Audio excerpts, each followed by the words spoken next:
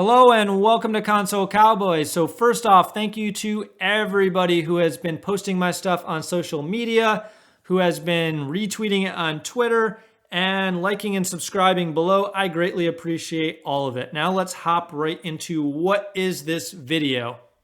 This video is going to be a slight divergence from the regular course, and it's going to enhance your knowledge around the subjects that we're looking at. These are going to be the rabbit hole videos where we deep dive into subjects so you have a greater understanding that you can bring back into your blockchain hacking and make you way better. With that said though, if this is a little too hard for you and you don't quite understand it, no problem. If you do skip this, you will still understand the rest of the course. However, if you put the time into learning this, and I will describe it very simply and break it down for you, it will greatly enhance your learning. So first off, let's dive in and figure out what is this mess that we're looking at. Because first off, this does not even look like the bytecode that's on the Chainlink contract. If we look at the Chainlink contract here, we have this, much more pretty thing. It starts with 60606040, and it is hex encoded, presumably. So first off, how do we get it into that format? Then second off, what does this even mean? And then what other information can we glean from it? And can we automate some things? So those are the things we're gonna look at. So first off, let's get this in the format that looks like the one on the Chainlink contract on Etherscan. And we can do that with another web3.py function called toHex. So we can say web3.toHex, and we will wrap our data that's coming back in that. So basically we're gonna call our target address, we're gonna get our code, we're gonna hex encode the data that's coming back, and then we will print it out. So let's do that now. And we should get something that looks like the website, and we do. Here it is, much more beautiful. It says 60, 60, 60, 40, which equals what's on the website. Perfect. Now the next question is, what the heck is this mess? So you can essentially think of this bytecode kind of like machine code in assembly reverse engineering, where you have your machine code that you disassemble into assembly code. And then you could also further go down into decompilation into regular source code. So these values here is an intermix of actual data and opcodes or operation codes that operate on that data. So if you were to disassemble this mess into assembly code, you would see things like moving memory values around, running mathematic functions, calling functions, storing data, all of those things from each of these opcodes with various data in here. However, there is more to this. There is also function signatures in here related to the functions in the smart contract. How do we find those? How do we look at this from a white box perspective of we know what's in here and correlate what's in here to we have bytecode, we don't have source code. How do we try to figure out what's going on in here? So these are the exercises we're gonna do, and then we will automate this process and write a program that does it in the next video. In this video, we're just gonna learn a whole bunch of stuff and hopefully it's beneficial. So let's start breaking this down. So to start out, let's do a little manual disassembly so you guys can understand just, this isn't just a mess of values. We can actually disassemble this into something that makes a little bit of sense. So let's grab the beginning of this here and we'll grab up to 5.7.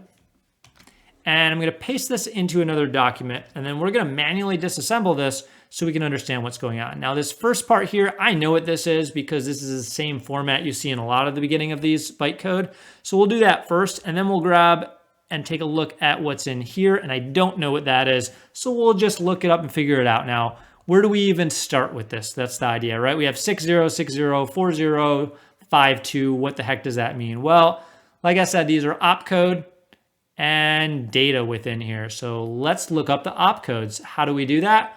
Well, we can hop onto our great and wonderful documentation, right back to read the fucking manual. And we have opcodes for EVM on ethereum.org. Perfect. So within here, we want to look up that first value, which was 60, right?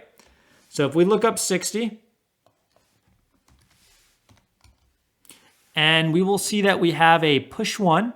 And what is it push? Well, it pushes a uint8 value.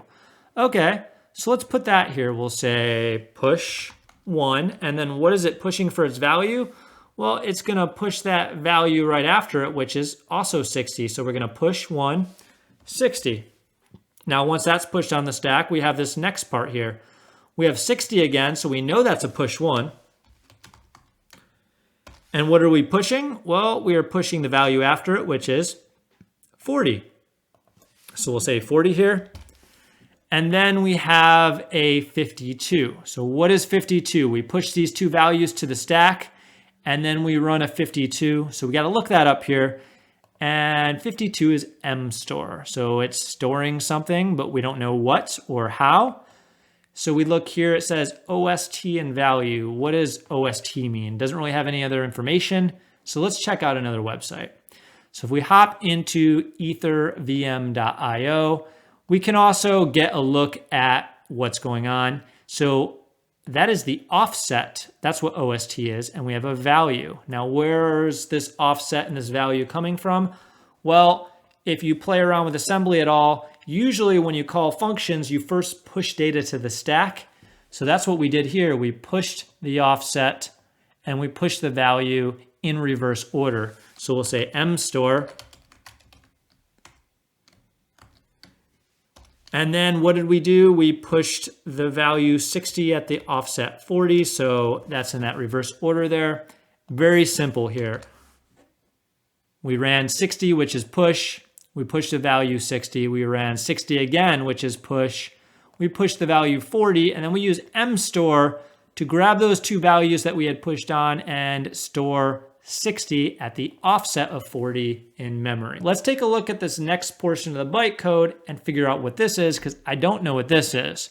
So we first start out and we have a 36. So let's go back to our offsets or opcodes here, and we're gonna look up. 36 is call data size. So what is call data size doing? It's taking a length of the message.data. Well, if you took the last course, you know that message.address means the address of the person calling the contract. So message.data is the data that's probably coming into the contract. So what is the size of that? Okay, so it's gonna grab the size of the call data if somebody's sending data into the contract. Very well. So we'll say call data size, and we know that's taking that from message.data. So is there data in this, message that's coming in? So that's what 36 is. Then we have 15 here. So what is 15? Okay, let's look it up. So we'll scroll up here, and 15 is 0. So is 0 is checking whether A equals 0. Okay, can we get any more information on that? Let's check here. Is 0? Okay, so that's just saying uint256 is 0, A equals 0. So what I'm going to guess here is that it's taking the call data size that was pushed on the stack and it's checking whether it's 0. So we're going to say is 0. And that is likely going to check if that message.data that came in from here is equal to 0.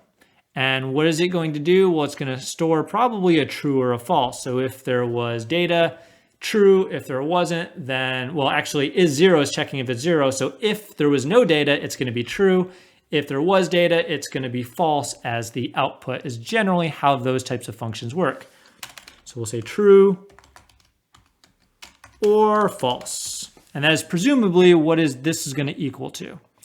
Now, the next part here is going to be 61. So what is 61? Look that up. I believe that is another push value, but let's check it out. 61. Okay, yeah, so this is a push 2, and push 2 is going to do uint16, so double the amount of data that push 1 did. So let's hop back in here and we'll say push 2. And that's going to push the 2 values. So the next 2 values that come after that would be 00B7. So we're going to say, okay, that's pushing 00B7. Perfect. Now, what is 57? It's probably something that's going to use these values, maybe, is what I'm going to guess. So let's look it up here. 57 is jump I, and it's a destination and a condition. Okay. Let's look up some more information on that in here. So we'll say jump I, and it just says destination condition, PC condition, destination. Okay.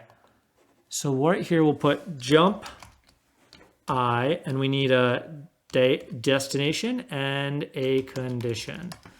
So what this probably is again, reverse order. Our B7 is going to be our destination.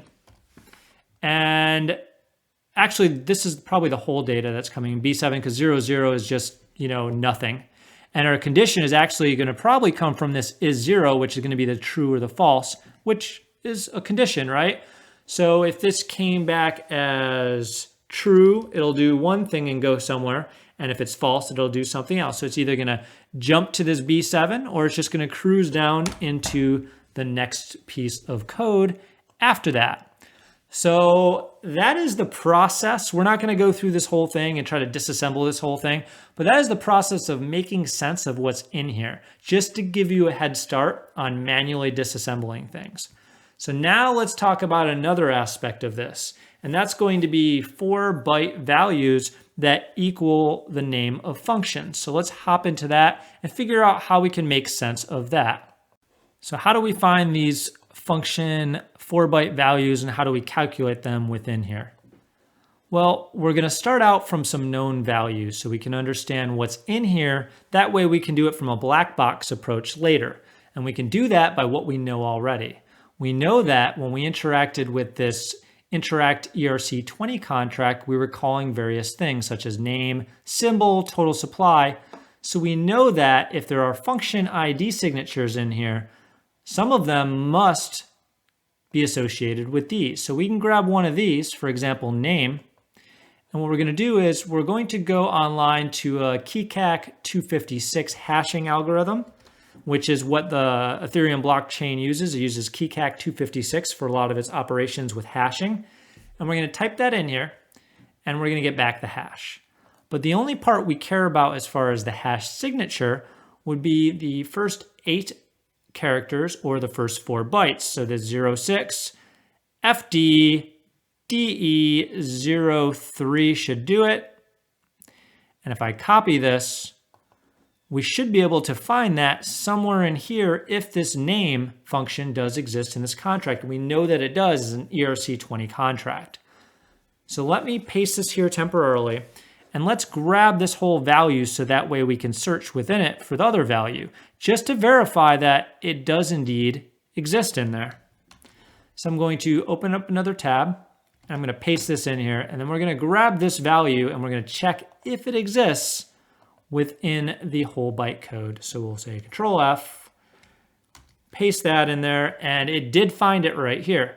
So within the middle of this whole big mess, we see our signature for our name function. So when this contract was created and it was sent up to the blockchain with this big mess of bytecode, within here is a signature saying that we have a name function. And we can look that up in the original bytecode that was posted with the contract. So if we had, say, for example, didn't have this right here, this source code, and when it's posted up, it's not a verified contract, and all we have is this, we could perform a lookup and potentially find out some functionality in here if it's common function names, and I'll show you some ways to automate that in the next video. But this video, we just kind of want to take a look at manually looking up these things. So now let's say we had the reverse. Let's say we had this bytecode here, and we had the values, and we had the bytecode hashes, and we wanted to look up what those actually equal. Well, we can hop online here, and we can go to this website, which often breaks on me, so I'll show you a better one later. But if we paste in this value and do a search, it's going to look up like a million different values, and it's going to give you back some possibles. So we have this transfer attention, message hour, and then name. So one of these 3 probably are what our signature is equal to, right? So if you start thinking about that logically, if you just have bytecode and you know that there's a way to take signatures and look them up in the bytecode and translate them into the function names, then we should be able to brute force potentially known functions within that.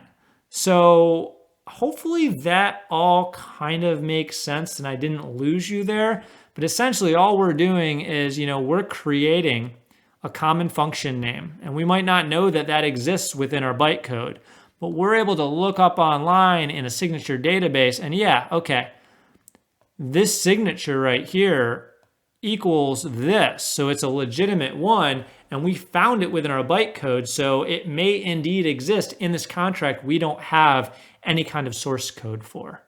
Okay, so hopefully that was very enlightening for you and you learned some stuff. Please like and subscribe below and share it out if you did learn something. And then in the next video, how about we take this and we automate it and we create a brute forcing lookup program that is going to scan all this bytecode and then give us back the values that we want that associate with different functions so we can kind of profile a black box contract and potentially get an idea of what's there potentially. Now, is this a good way to do things? I don't know. Is it a good way to learn things? Absolutely, because now we're breaking apart what used to be a big mess and making sense of it all. All right, thank you.